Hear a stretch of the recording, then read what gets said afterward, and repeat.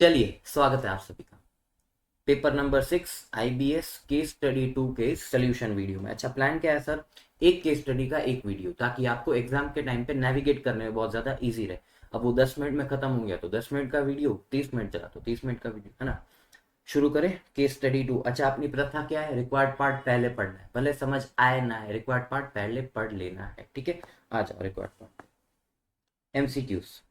From the description given in the case study relating to finance brought by individuals from their own resources and whose belief in promoting affordable education to all in the country and also improving its standards is aligned with the mission of the founders, which type of financing for a startup is being referred to? चार option दिए।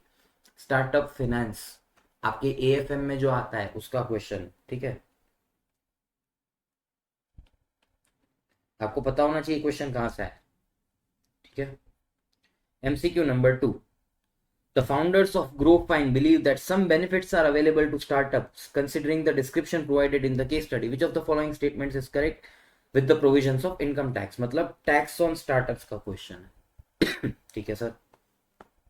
As regards to doubt of Mr. X, withholding tax in relation to ESOPs is concerned. Which of the following is most appropriate? Tax on ESOP का question है, और specifically TDS का। 192 section में TDS ESOP पे कैसे काटना है उसकी कुछ प्रोसीजर दिए एंड उसके एक्सेप्शंस भी है, ठीक है। The startup is planning merger with another startup engaged in similar activities. Which of the following statements is in line with the provision of law regarding proposed merger of these startups? Company law का question है। Company law में merger acquisition में startup का एक fast track mechanism दिया है, उसका question है। Which of the following is not a factor to be considered for valuing startup like GrowFine? वापस AFM का क्वेश्चन, ठीक है। फिर डिस्क्रिप्टिव में दो क्वेश्चन है। GrowFine has issued equity shares to individual having face value of 10 per share at a price of 50 per share. What are the income tax implications for the same for GrowFine? What is such tax commonly and popularly known as? Under what circumstances can GrowFine claim exemption from such tax? Purpose tax on startups. And Startup GrowFine is also planning to approach other investors to fund its business requirements. What specific points shall be considered while carrying out due diligence of such startup picking an equity interest in the prospective investor? Due diligence आपके audit के syllabus में आता है, ठीक है। तो ये case study सिर्फ रिक्वायर्ड पार्ट पढ़ने से मुझे समझ आया कि tax on startups plus diligence. अच्छा, डिलीजेंस क्यों सेपरेट लिखा? क्योंकि डिस्क्रिप्टिव में दिया है, डिस्क्रिप्टिव में दिया है तो उसका वेटेज ज्यादा होगा, इसलिए उसको ज्यादा इंपॉर्टेंस दिया, ठीक है। अच्छा, अब डिलीजेंस वाला पार्ट ये लोग कहीं और केस स्टडी में भी पूछ सकते हैं, तो ध्यान रखना कि कौन सी केस स्टडी में कौन सा आपका जो है वो कंसेप्ट टेस्ट हो रहा है। बिकॉज सी, इंस्टीट्यूट अगर 50 केस स्टडी छापेगा तो उसमें सपोज आपके 100 कंसेप्ट टेस्ट किए, तो उन 100 कंसेप्ट को भी जंबल अप करके नई केस स्टडी बनाई जा सकती है। तो हमें सिर्फ केस स्टडी नहीं पढ़नी है, उस केस स्टडी में कौन कौन सा कंसेप्ट, कौन से चैप्टर, कौन से सब्जेक्ट से टेस्ट हो रहा है, उसका एक समरी भी होना चाहिए, और वो मैं बना रहा हूँ, ठीक है। जैसे ही ये सब रिकॉर्डिंग वगैरह करके मैं आपको एक समरी दे दूंगा टेलीग्राम ग्रुप में, ठीक है। अब केस स्टडी पढ़ते हैं। अभी तो रिक्वायर्ड पार्ट पढ़ के हमने फील लिया कि क्या क्या क्वेश्चन पूछे, अब सीधा केस स्टडी पढ़ते हैं। An article singing pains for India's space tech startups appeared in the New York city times. इसका मतलब है सर, गुणगान गाता हुआ एक आर्टिकल न्यूयॉर्क टाइम्स में पब्लिश हुआ। एक आर्टिकल इंडिया के स्टार्टअप, स्पेस स्टार्टअप के गुणगान गाते हुए न्यूयॉर्क टाइम्स में पब्लिश हुआ, ठीक है। The article underline that India has become home for many such startups. It pointed out that space technology is fulfilling smaller scale and commercial purposes like helping farmers in timely insurance of their crops. Space technology is also helping commercial fishing fleets in tracking their catch by sending images back to Earth. Satellites are bringing phone signal to countries' remotest corners and are helping in operation of solar farms far away from India's megacities. It is also one of the India's most sought after sectors for venture capital investors. अच्छा, ये पूरा paragraph है वो noise का। मैंने बोला था कि आप रिक्वायर्ड पार्ट पढ़ लोगे तो आपको पता चलेगा कि क्या नॉइस है, उसको हटाना है। तो ये पैराग्राफ आप वापस पढ़ोगे ही नहीं, बात समझ में आई, काट दो। Startups are mushrooming in different sectors of India's economy as varied as education, health, agriculture, fintech, clean energy, electric vehicles, biotechnology, waste management, food processing, and even drones. Economic survey of year 22-23 highlights that by capitalizing the digital infrastructure support, India has also emerged as one of the world's most vibrant destinations for startup ecosystems. Startups are being envisioned as the spine of New India. In fact, India is home to world's third largest startup ecosystem. ये भी paragraph 9 से काट दो, काम की नहीं है क्योंकि क्वेश्चन टीडीएस वगैरह का है, तो ये पढ़ के क्या करेंगे? ठीक है, ये तो ज्ञान है, ठीक है, प्राउड लेने वाली बात है कि इंडिया स्टार्टअप में बहुत आगे है, लेकिन क्वेश्चन के लिए काम का नहीं है। ग्रोफाइन, देखो यहां से कहानी चालू।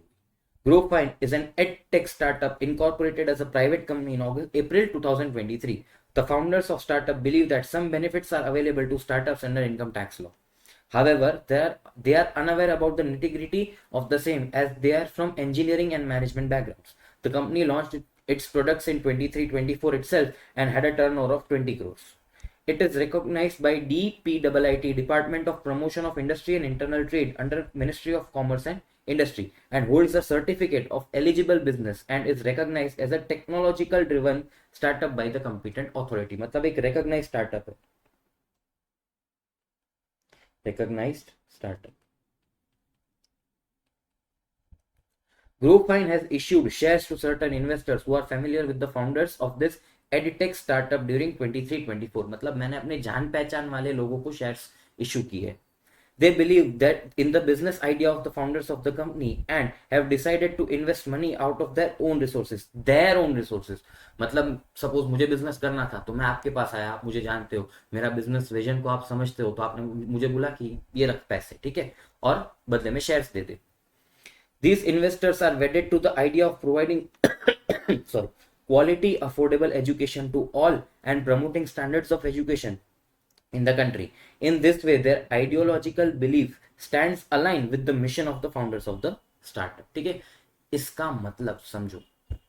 फॉर एग्जाम्पल, मुझे एक बड़ा स्टार्टअप करना था, ठीक है, आप मेरे रिलेटिव होते, तो मैं आपके पास आया कि यार मुझे पैसे दे दो, ठीक है, आपने मुझे पैसे दे दिए, तो स्टार्टअप्स की भाषा में आप मेरे एंजल हुए, आप मेरे लिए एंजल हुए, क्योंकि मुझे पैसे की जरूरत थी, आपने मुझ पर भरोसा किया एंड आप मेरे लिए एक एंजल हुए। तो ऐसे इन्वेस्टर जो मेरी जान पहचान के, मेरे बिजनेस आइडिया को समझते हैं और उनके जो गोल्स है इन्वेस्टिंग के वो मेरे बिजनेस आइडिया से अलाइन होते हैं, उनको बोलते हैं sir angel investor. Angel investor बोलते हैं स्टार्टअप्स की भाषा में। The startup Growfine has recently issued equity shares of face value of 10 per share to these individuals at 50 per share during 23-24. ऐसा MCQ भी था। The fair market value of these shares as on the startup valuation date is 11 per share. The existing paid up share capital of the company is 1.5 crore. The company has not issued share at premium at any time in the past. मतलब first time issue है 10 का share, जिसकी fair value 11 थी, उसको 50 में issue किया। Growfine is still in its nascent stages. However, it has already launched its products and has entered a segment in the market. The market has a considerable potential of the company's business to grow. Startup not only need finance but also require favorable and conducive ecosystem to grow. It includes not only hand holding at time of germination मतलब seeding of a business idea but also policy measures having legislative backing। मतलब ये ऐसा बोल रहा है कि यार business करने के लिए मुझे पैसा चाहिए, वो तो मैं कहीं से अरेंज कर लूंगा, बट फिर मुझे गवर्नमेंट का भी बैकिंग होना चाहिए, लेजिस्लेटिव बैकिंग होना चाहिए, जो गवर्नमेंट करती है स्टार्टअप्स को सपोर्ट करने के लिए, ये एग्जेम्पशन दे दिया, वो बेनिफिट दे दिया। तो ऐसा बोल रहा है कि स्टार्टअप को लेजिस्लेटिव बैकिंग की भी जरूरत होती है। In India relaxations and benefits have been provided to startups under various laws like income tax and companies act। ठीक है, Growfine needs talented and skilled employees for its business। सबको चाहिए रहता है। However, the company is not in a position to pay high cash salaries to attract and retain employees। सही है, startup के पास initially cash नहीं होता, तो वो क्या करते हैं, ईसॉप दे देते हैं कि भाई जब ये स्टार्टअप ग्रो हो जाए तब इसके तुम शेयर बेच के पैसे कमा लेना, ठीक है। It is therefore considering a route of ESOPs। Employee stock option plans provide a chance to employees to become shareholders in the company and also be benefited by its future growth। जैसा मैंने बताया, the company plans to draft an ESOP scheme containing matters relating to grant of option, vesting period, and manner of determining the exercise price. The company is approaching many talented persons, assuming various senior roles in its organizational setup. One such senior person, Mr. X, has shown interest in joining the company. However, he is skeptical regarding income tax implications of such ESOPs. He has doubt that it may lead to withholding tax by startup, impacting its immediate in-hand salary. अच्छा, section 192C में एक benefit है कि अगर एक startup ESOPs issue करता है तो उसके ऊपर इमीडिएट TDS नहीं कटेगा. जब वो जो एम्प्लॉय है वो शेयर बेच दे, उसके कुछ टाइम बाद सब्जेक्ट टू सर्टेन कंडीशंस उसको वो जो शेयर बेच के उसके पास पैसा है उसमें से TDS देना गवर्नमेंट को. मतलब जो TDS की लायबिलिटी है वो लॉक कब हो जाती है, जब शेयर इश्यू हुआ, लेकिन TDS की लायबिलिटी डेफर हो जाती है अंटिल द रियलाइजेशन और द वेस्टिंग और the exercise of that ESOP. ठीक है, वेस्टिंग नहीं, एक्सरसाइज. मतलब ESOP पे TDS तो काटना ही है. वो कब तय हो गया, जब ESOP इश्यू हुआ, लेकिन उसका जो लायबिलिटी है TDS का वो डेफर हो जाता है टिल एक्सरसाइज. उसके ऊपर प्रोविजन है और वो इस केस स्टडी में बहुत ज्यादा डिटेल में नहीं पूछा है, इसलिए मैं आपको बहुत ज्यादा डिटेल में नहीं ले जा रहा हूँ. MCQ आएगा, उसका आंसर मैंने आपको अभी बता दिया कि MCQ के आंसर में ऐसा है विद सर्टन कंडीशंस. ठीक है, तो हमको उतना ही पढ़ना है. अगर आप 192 पढ़ोगे DT में तो वो बहुत डिटेल में दिया होगा. ठीक है. Growfine is planning merger with another startup company engaged in similar line of activity to increase its size, revenue and scalability. However, founders of the company are clueless regarding modalities of the same under relevant laws. Valuation of startups is often required to bringing in investment. The value of a startup is dependent upon its future growth prospects. It is quite likely that such a business idea has never been tested before. It only lies in the realms of future. Another problem in startup valuation is totally new and non-comparable business products and strategies. Startups also depend on many rounds of funding. Growfine may also approach another set of investors for further rounds of funding. ठीक है, तो story क्या है, एक startup है, नए business में enter हुआ है, ESOPs इश्यू कर रहा है लेकिन टैक्स लायबिलिटी नहीं पता. ठीक है, स्टार्टअप पे कैसे टैक्स लगेगा वो नहीं पता, उसको किसी से मर्ज करना है लेकिन मर्जर के लॉस नहीं पता एंड वैल्यूएशन के बारे में भी नहीं पता. तो ये सब चीजें हमें उनको बतानी. ठीक है, एक बार अच्छे से केस स्टडी पढ़ लो. एंड अगेन मैंने लास्ट वीडियो में ये बोला था कि इंस्टीट्यूट जब बहुत सारे कंसेप्ट एक साथ पूछती है तो सब चीजें डेप्थ में नहीं पूछेंगी, वो आपको हर कंसेप्ट को ऊपर ऊपर से टेस्ट करेगी. और ये केस स्टडी खत्म होने के बाद मैं ये प्रूव कर दूंगा कि हर कंसेप्ट टेस्ट हुआ है लेकिन इतना डेप्थ में टेस्ट नहीं. ठीक है, एक बार ये पढ़ लो. We are moving to MCQ. ठीक है, from the description given in the case study relating to finance brought by individuals from their own resources and whose belief in promoting affordable education to all in the country and also improving its standards is aligned with the mission of the founders. Which type of financing? Funding by angel investors, जैसे मैंने बताया. अच्छा, 3 option क्यों गलत है. सबसे पहला bootstrapping. Bootstrapping मतलब क्या होता है, फॉर एग्जांपल मैं अपने पैसों से धंधा कर रहा हूँ. फॉर एग्जांपल मैं ये पढ़ाने का जो बिजनेस कर रहा हूँ अभी तो नॉट फॉर प्रॉफिट है क्योंकि मैं कमा नहीं रहा, but for example if I take to the institutional level, मैं इसको कंपनी इनकॉर्पोरेट कर दूं, 4-5 टीचर्स लेके आऊं और इस अ बिजनेस स्टार्ट करूं और मैं साथ में जॉब भी कर रहा हूं, तो जॉब का पैसा मैं बिजनेस में डाल रहा हूं, तो मैं खुद के रिसोर्सेज से बिजनेस में इन्वेस्ट कर रहा हूं, उसको बोलते हैं सर बूट स्ट्रैपिंग. फिर कस्टमर सप्लायर्स क्रेडिट भी बूट स्ट्रैपिंग होता है कि मैं अपने सप्लायर के पास गया, उसको थोड़ी दया की भीख मांगी कि भाई तू एक काम कर, मुझे 90 डेज के बदले 150 डेज का क्रेडिट दे दे, तो उसको भी बूट स्ट्रैपिंग बोलते हैं. तो बूट स्ट्रैपिंग में जो फाउंडर है बिजनेस का, जो एंटरप्रेन्योर है, वो अपने खुद के रिसोर्सेज लेके आ रहा है, उसको बोलते हैं बूटस्ट्रैपिंग. तो इसमें एंटरप्रेन्योर खुद तो पैसे लेके नहीं आ रहा, वो दूसरों के पैसे पे धंधा कर रहा है, तो बूटस्ट्रैपिंग नहीं हुआ. वेंचर कैपिटल नहीं हुआ क्योंकि वेंचर कैपिटल तो इंस्टीट्यूशंस होती है बहुत बड़ी बड़ी, जो बड़े स्केल में पैसे इन्वेस्ट करती है, जो बिजनेस में रिसर्च करती है, डिलीजेंस करती है वगैरह करके. ठीक है, फैक्टरिंग भी नहीं हुआ. फैक्टरिंग तो मैं अपने डेटर्स बेचता हूं, तो कौन सा आंसर हुआ sir, funding by angel investors. ठीक है, हम क्यों चारों ऑप्शंस देखते हैं, क्योंकि यार कुछ भी कॉन्सेप्ट कहीं पे भी टेस्ट हो सकता है, तो you can not stick with particular option और बाकी के 3 को इग्नोर करो. The founders of Growfine believe that some benefits are available to startups considering the description provided in the case study. Which of the following statements is correct? ठीक है, एक section है आपको DT में पढ़नी है, सेक्शन 80 IAC. आपको थोड़ा ब्रीफ दे देता हूं। अगर एक स्टार्टअप है जो एलिजिबल रिकॉग्नाइज स्टार्टअप है, कौन सी authority? Inter ministerial board for certification, not CBDT. तो सीबीडीटी वाला ऑप्शन काट दो। क्यों? सीबीडीटी का अप्रूवल स्टार्टअप की एलिजिबिलिटी डिफाइन नहीं करता, तो सीबीडीटी वाले तो दोनों ऑप्शन निकल गए, ठीक है। अगर ऐसा रिकॉग्नाइज स्टार्टअप है, उसको अपने इनकॉर्पोरेशन के 10 साल में किसी भी 3 कंसेक्यूटिव ईयर्स में 100% प्रॉफिट्स का डिडक्शन मिलता है, 100% प्रॉफिट्स का। तो 100% प्रॉफिट्स वाला ही ऑप्शन है, 75% वाला ऑप्शन काट दो। इंटर मिनिस्ट्रियल बोर्ड वाला ऑप्शन ये था, तो ये ऑप्शन एक फ्रंट में सही था कि सर्टिफिकेशन सही बोर्ड है, लेकिन 100% प्रॉफिट्स का डिडक्शन मिलता है, ना कि 75%। तो ये ऑप्शन करेक्ट है। सेक्शन 80 आईएसी बहुत छोटी सेक्शन है, आप पढ़ लेना। इस एमसीक्यू के लिए इतना रेलेवेंट था। 100% डिडक्शन मिलता है, inter ministerial board for certification, और 3 साल, 3 consecutive assessment years out of first 10 consecutive years, first 10 years of its incorporation, ठीक है। तो हमने चारों ऑप्शंस में से एलिमिनेट कर दिया। देखो सीबीडीटी का अप्रूवल नहीं चाहिए तो वो ऑप्शंस काट दिए, और 100% डिडक्शन मिलता है तो 75% वाला ऑप्शन काट दिया, ठीक है।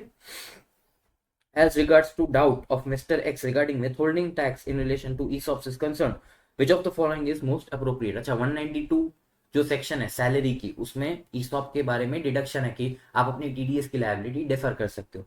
तो income tax would be withheld at rate in force when option is exercised and shares are allotted। नहीं, जो लायबिलिटी आती है वो तो उसी दिन आ जाएगी जिस दिन मैंने ESOPs इशू किए। Company is an eligible startup holding certificate of eligible business. Income share tax would not be withheld. Wrong. The company is an eligible startup holding eligible business certificate. However, such startup is allowed to defer withholding tax when option is exercised and shares are allotted. It is deducted in required manner after expiry of certain timelines and happening of certain events. देखो institute ने वो section है, उसमें ये जो topic है ESOP का वो बड़ा है, लेकिन इंस्टीट्यूट ने क्या बोला? Certain time certain manner. क्यों? वो पूरा कंसेप्ट आपको टेस्ट नहीं करना चाहते, वो इतना बोल रही है कि आपको पता है ना कि डेफर करते हैं, बस। Income tax would be withheld when option is granted, ये भी गलत है। तो इंस्टीट्यूट ने ये जो ESOP का प्रोविजन है वो आपको डिटेल में नहीं पूछा, आपको सिर्फ इतना नॉलेज होना चाहिए था कि डेफर कर सकता है, एंड हाँ जब एक्सरसाइज होता है, अलॉट होता है, तब TDS की लायबिलिटी आती है, ठीक है। तो ये ऑप्शन सही है। कौन सा? सी। Startup is planning merger with another startup engaged in similar activities. Which of the following statement is in line with the provisions of law regarding proposed merger of these startups? एक second. हाँ, तो company law में ऐसा एक provision है, आपको पढ़नी है सेक्शन 233। उसमें फास्ट ट्रैक मर्जर का एक ऑप्शन है कि आपको NCLT पे नहीं जाना है, आपको official liquidator, ROC and central government को इंटीमेशन देना है, एंड आप फास्ट ट्रैक मर्जर के लिए जा सकते हो। NCLT में जाने की जरूरत नहीं है, ठीक है। ये प्रोविजन है, बहुत शॉर्ट में बताया, इस MCQ के लिए रेलेवेंट है। बाकी आप सेल्फ पेस्ड में 233 सेक्शन कंपनी लॉ में पढ़ोगे। अच्छा, सेल्फ पेस्ड आ गया, सेल्फ पेस्ड का भी प्रोविजन केस स्टडी में टेस्ट हो गया। सेल्फ पेस्ड के लिए जो भी कंफ्यूजन है मैं नेक्स्ट वीडियो में आपके साथ सॉर्ट करने वाला हूं, बट आगाह कर रहा हूं कि भाई सेल्फ पेस्ड भी आ गया, ठीक है।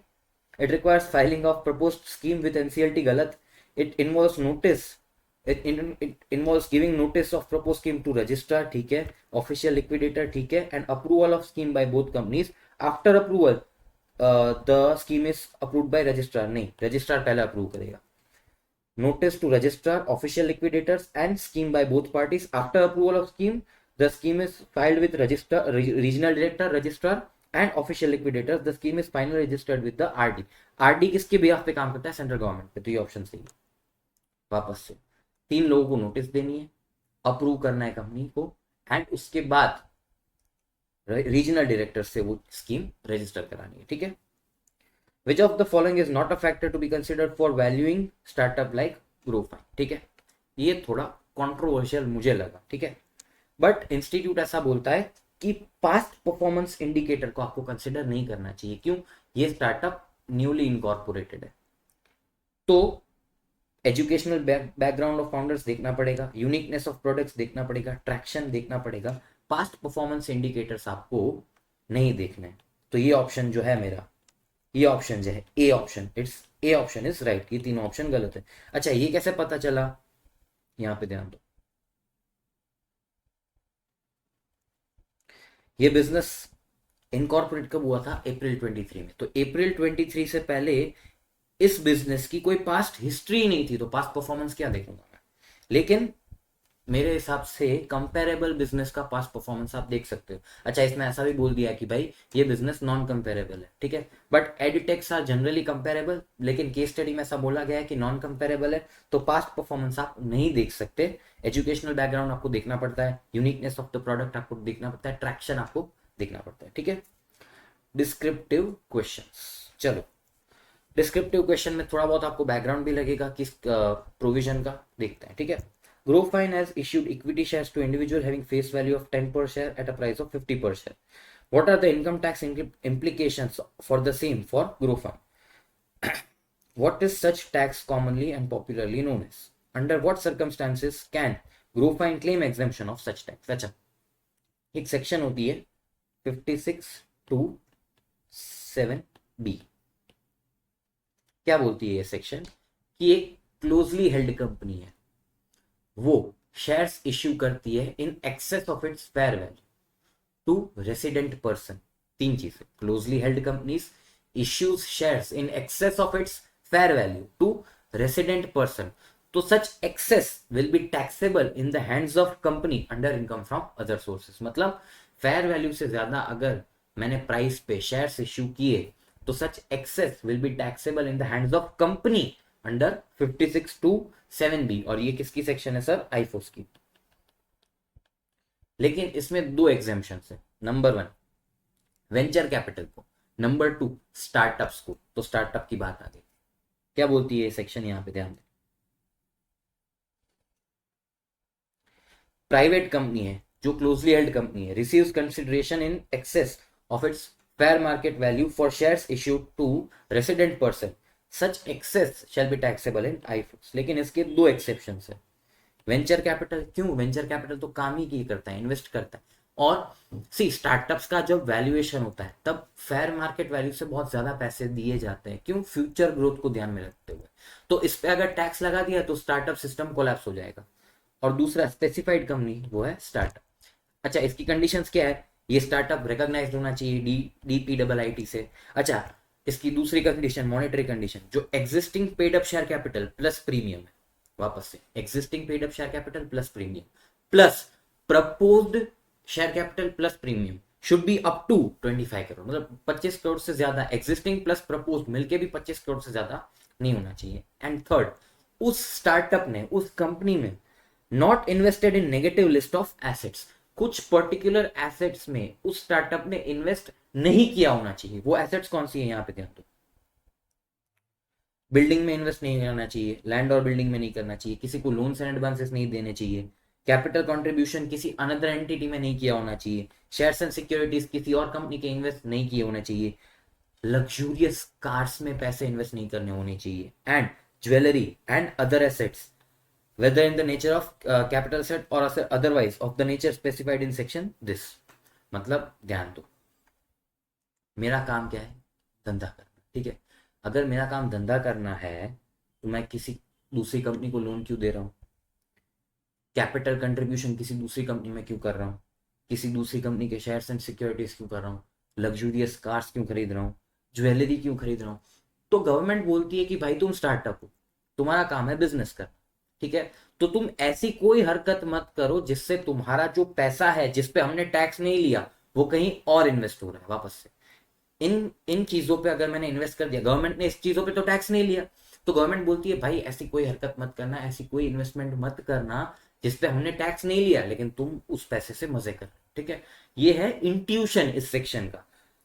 सी, आपको लगेगा कि मैंने ये थोड़ा उड़ाया, लेकिन बात समझो, आप अगर ये एग्जाम में सॉल्व करने जा रहे हो, आपके हाथ में बुक होगी, आप ये सब लिख सकते हो, ठीक है, बट अगर आपको इंट्यूशन नहीं पता, आपको नहीं पता कि चीजें लोकेट कहाँ करनी है, आपको कंसेप्ट नहीं पता, तो फिर उस चीज का, उस मैटर का कोई रेलेवेंस नहीं बचता, ठीक है। तो मैंने आपको इंट्यूशन दिया कि गवर्नमेंट का क्या इंटेंशन है, मैं तुमसे टैक्स नहीं ले रहा हूं और तुम भाई लग्जूरियस कार्स में, ज्वेलरी में, शेयर्स एंड सिक्योरिटीज में इन्वेस्ट कर रहे हो, ऐसा थोड़ी चलता है, ठीक है। तो ये बात है। तो वेंचर कैपिटल को इस सेक्शन से एग्जेम्पशन है, एंड स्पेसिफाइड कंपनीज जो ये कंडीशंस फुलफिल करती है उसको इस टैक्स से एग्जेम्पशन। और आंसर में आपको ये लिखना है, ठीक है, इंस्टीट्यूट ने ये आंसर लिखा है, देखो ध्यान देना। Under clause 7B of section 2 of section 56, फिर बोल दिया है from any person any consideration of issue of shares that exceeds the fair value, ठीक है, इनकम फ्रॉम अदर सोर्सेस में टैक्सेबल होगा, उसको प्यार से हम एंजल टैक्स बोलते हैं। यहाँ पे क्वेश्चन में पूछा है ना, what is such tax commonly known as, angel tax बोलते हैं इसको, मार्केट में इसको एंजल टैक्स बोलते हैं। एंड किन कंडीशंस से मैं उस टैक्स से बच सकता हूं, तो बाय अ कंपनी और क्लास और क्लासेस ऑफ पर्संस में be notified by central government. अच्छा, ये जब सेक्शन इनिशियली आई थी तब ये स्टार्टअप नोटिफाइड नहीं था, गवर्नमेंट ने इसको बाद में नोटिफाई किया और ये सब कंडीशंस डाले, तो ये जो स्टार्टअप है ये नोटिफाइड है। आप एग्जाम में सीधा स्टार्टअप लिख के आओगे चलेगा, ठीक है। सेंट्रल गवर्नमेंट ने 5627B में shall not apply if consideration received by a company for issue of share that exceeds the fair value of share if such consideration has been received from any person by a company which fulfills the following conditions। कौन सा recognized है, paid up share capital does not exceed 25 crore, मतलब paid up share capital कौन सा, existing plus proposed 25 crore से ज्यादा नहीं है, और इन चीजों में इन्वेस्ट नहीं किए, ठीक है, तो 5627B नहीं लगेगा, मतलब एंजल टैक्स नहीं लगेगा, ठीक है। बात समझ में आई। दूसरा question,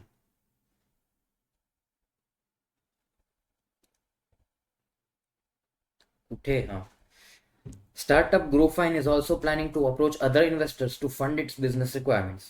What specific points shall be considered while carrying out due diligence of such startup? Due diligence of such startup for picking up an equity interest by a prospective investor. अब देखो क्वेश्चन में जो tables थे वो turn हो गए।